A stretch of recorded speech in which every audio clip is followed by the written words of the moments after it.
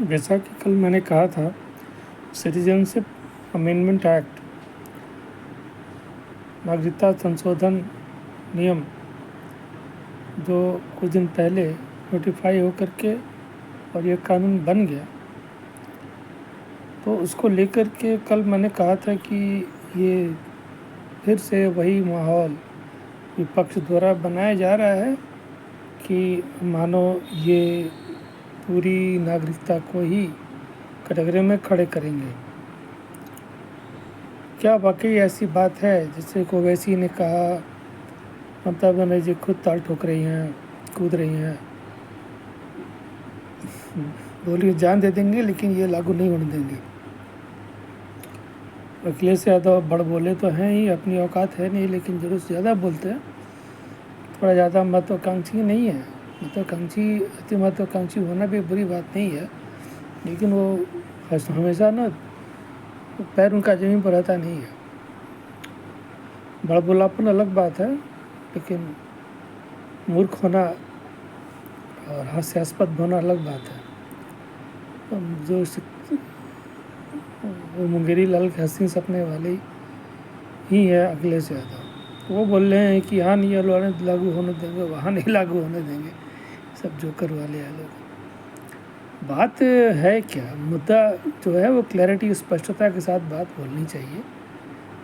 ये किसी भी स्टेट में ये जो चीफ मिनिस्टर बोल रहे हैं कि लागू नहीं होने देंगे, केरल हो, तमिलनाडु हो, ये सब संभव नहीं है किसी स्टेट के द्वारा इसको मना कर देना। ये सेंट्रल गवर्नमेंट का रूल है, लॉ है। ये कोई ऑर्डिनेंस कोई छोटा डायरेक्टिव नहीं है जिसको कि स्टेट गवर्नमेंट चाहे तो करे इम्प्लीमेंट, नहीं चाहे तो नहीं करे। ये कानून हर व्यक्ति पर लागू होगा, हर स्टेट गवर्नमेंट पर लागू होगा, चाहे किसी को पसंद आए या किसी को पसंद नहीं आए। ये सेंट्रल गवर्नमेंट का ऑर्डर है, ये लॉ है, पार्लियामेंट के द्वारा पास किया हुआ, राष्ट्रपति के द्वारा असेंट दिया हुआ है, इसको कोई भी नहीं रोक सकता है। ममता बनर्जी के 10 ममता बनर्जी आ जाए तब भी ये लागू करने से कोई रोक नहीं सकता है। भारत की हर इंच, एक इंच ज़मीन और एक व्यक्ति पर ये लागू होगी। दूसरा प्रश्न है कि इसको आखिर लेकर के इतना हंगामा क्यों है, क्या है CAA? तो जानिए हमसे कि CAA आखिर क्या है। पहला प्रश्न तो ये है कि आखिर इसका प्रभाव क्या यहाँ पे रह रहे ऑलरेडी जो पहले से नागरिक रह रहे हैं उनकी नागरिकता पर कोई असर पड़ेगा? स्पष्ट उत्तर है नहीं। इस देश में कोई भी जो पहले से नागरिक है, कोई भी धर्म का हो, कोई भी जात का हो, उसकी नागरिकता पर इस CAA का कोई भी असर नहीं पड़ेगा। ये इस एक्ट को आप पढ़ें, ये एक्ट को के बारे में थोड़ी बात मैं आपको बताता हूँ।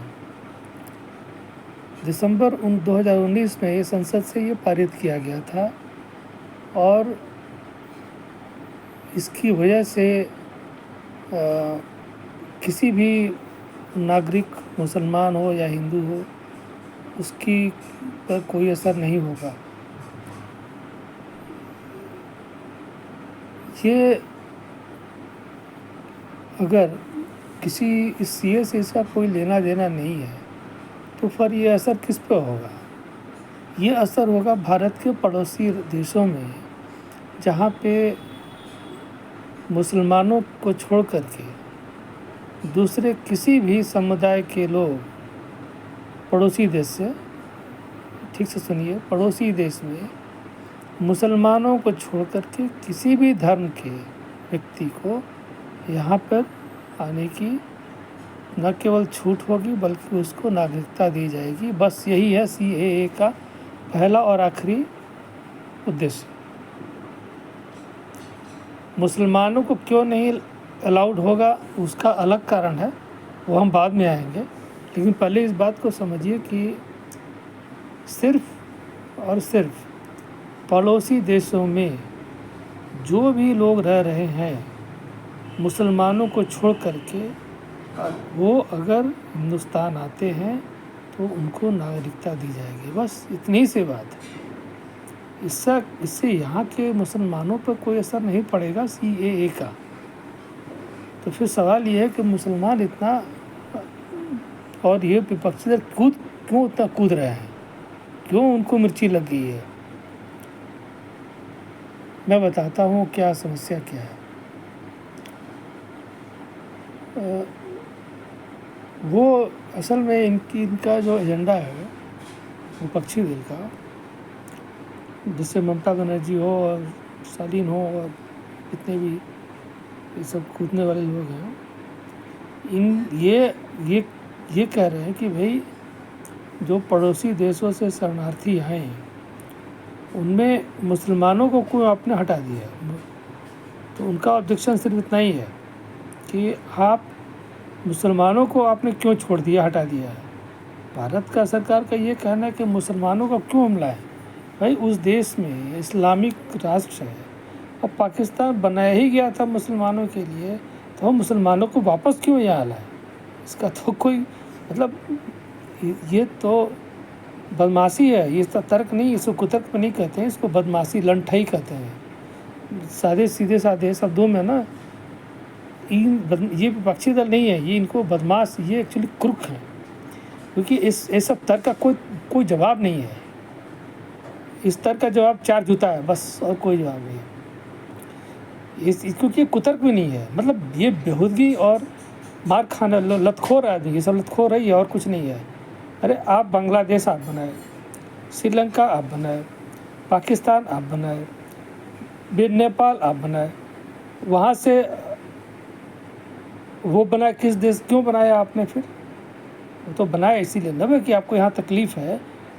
पाकिस्तान क्यों बना, पाकिस्तान तो इसीलिए बना कि भाई हम हिंदुओं के साथ नहीं रह सकते, पाकिस्तान अलग देश होगा, मुस्लिमों के लिए अलग देश ही होगा, ये हम यहाँ हिंदुओं के साथ नहीं रह सकते, हम एकदम अलग हैं। लड़ करके लिया, जब ले लिया तो बात ख़त्म। आप ले लेने के बाद भारत पर आक्रमण भी करते हैं, टेररिस्ट भेजते हैं, और अब कह रहे हैं कि भाई वहाँ से मुसलमानों को भी ले आओ। क्यों भाई भोसड़ी के, तेरे बाप का है मादर चोद है। पाकिस्तान क्यों लाए, पाकिस्तान से मुस्लिमों को हम क्यों लाए, बांग्लादेश से मुस्लिमों को हम क्यों लाए।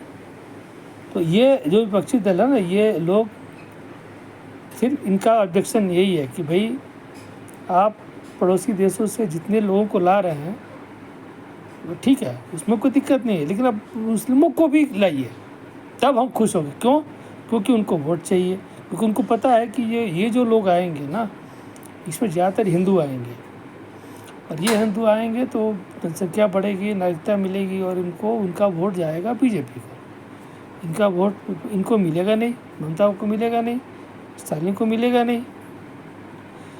ये चाहते हैं कि मुसलमान आए ताकि वो उनको वोट देंगे।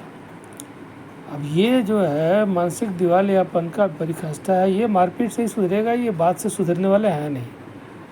यहाँ इस मुद्दे का यही क्यों है, कारण क्या है, बस इतना ही है।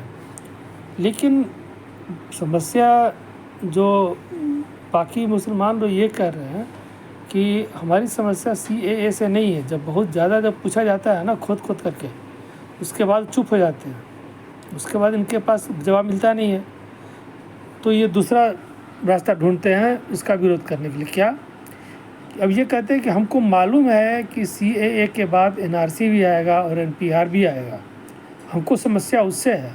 अब इसका कोई जवाब तो है नहीं भाई, अभी NPR आया नहीं है, अभी NRC आया नहीं है, और लगे उछलने। तो जब NPR आएगा, जब NCR आएगा, तब ना बात होगी। जिस चीज़ का विरोध कीजिएगा वो चीज़ होनी चाहिए। अभी जब NRC आया ही नहीं, जब NPR आया ही नहीं, तो विरोध किस बात का। तो ये विरोध जो है, सिर्फ इसका विरोध इसलिए किया गया है ताकि सरकार डर जाए, ताकि उनको पता है कि NPR NCR अगर आया, जैसे आसाम में लागू हुआ है, और आसाम में लागू होने से वहाँ समस्या तो है, इसमें तो कोई संदेह नहीं है। समस्या सिर्फ इतनी है कि जो कार्य करने वाले लोग हैं हमारे ब्यूरोक्रेसी में, ये अपने मेरिट पे तो आए नहीं हैं, ये आए हैं क्योंकि सरकार का काम क्या है? सरकार का काम है काम बिगाड़ना। और सरकार में जो लोग होते हैं, सरकारी कर्मचारी, का काम क्या होता है? सरकारी कर्मचारी इसलिए होता है क्योंकि वो एक ठीक ठाक काम को ऐसा उल्टा कर दे कि आपका काम हो भी नहीं, उसका पैसा भी बन जाए और आप बर्बाद हो जाए। आपने फिल्म कागज़ देखी होगी ना, ये कोई असत्य घटना थोड़ी है, कोई काल्पनिक घटना नहीं है, वो सत्य घटना है। आपने अगर नहीं देखी है तो कागज़ फिल्म देखिए कि किस एक व्यक्ति को, गोरखपुर के आसपास एक जगह है, उस व्यक्ति को ये सिद्ध करने में कि मैं ज़िंदा हूँ, आप सोचिए, उस व्यक्ति को मृत घोषित कर दिया गया। तो उस व्यक्ति को अपने जीवित होने का प्रमाण देने के लिए कितने कांड करने पड़े, रोंगटे खड़े। आप देखें तो सही, आप देखें तो देखिएगा तो आपको पता लगेगा कि ये देश में क्या सरकारी कर्मचारी क्या होता है। इसका एक आदर्श उदाहरण है वो कि ये लोग हाथ से बात नहीं सुनते हैं, ये जूतों से बात सुनते हैं। अगर उस व्यक्ति ने उसको 3 घंटे की फिल्म में अंत में उसे वही करना पड़ा जो वो नहीं करना चाह रहा था, यानी गोली चलाना, हत्या की कोशिश, और कोई उपाय नहीं है। ये जो हिंदुस्तान है ना, ये सरकारी कर्मचारियों ने इसको शमशान से भी ज़्यादा बदतर बना दिया है। और मैं तो ये मानता हूँ, व्यक्तिगत मेरा यह है कि सरकारी कर्मचारी को जब तक आप जिंदा गाड़ नहीं दें, जिंदा गाड़ देंगे तब भी उन्हें सुधरेगा। ये है हमारा देश और हमारा देश का सरकार और हमारे देश का कर्मचारी। तो आसाम में सरकार की कोई समस्या थोड़ी है, सरकार ने रूल दे दिया, लेकिन जो वहाँ पे तांडव किया सरकारी कर्मचारियों ने, उसकी वजह और उसकी समस्या और उसके उदाहरण सुन करके मुस्लिमों ने एक ऐसा विकराल भय का वातावरण खड़ा कर दिया है कि भाई असम में आ गया है तो असम में इतनी समस्या हो रही है, भारत में आएगा तो क्या होगा। तो ये एक डर का माहौल है।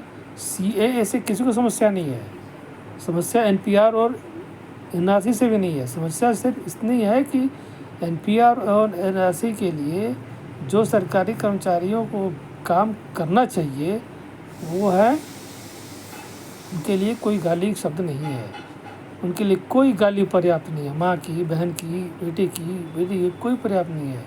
उनको सीधा आप पैंट खोलिए, नंगा कीजिए और एक ज़मीन कोड़िए और सीधे ऊपर से नीचे लेकर उठा के गाड़ दीजिए। यही है सरकारी कर्मचारी का उपाय, चाहे वो किसी धर्म का हो। तो ये जब तक रहेंगे इस देश में, और सरकारी कर्मचारी कोई उपाय नहीं है, क्योंकि उसको तो भाई सामाजिक न्याय से लेना देना है। सामाजिक न्याय झेलिए और अपने गांव में डंडा करवाइए, यही है CAA। और नहीं तो फिर आप झेलिए, अपना BP बढ़ाइए घर पे।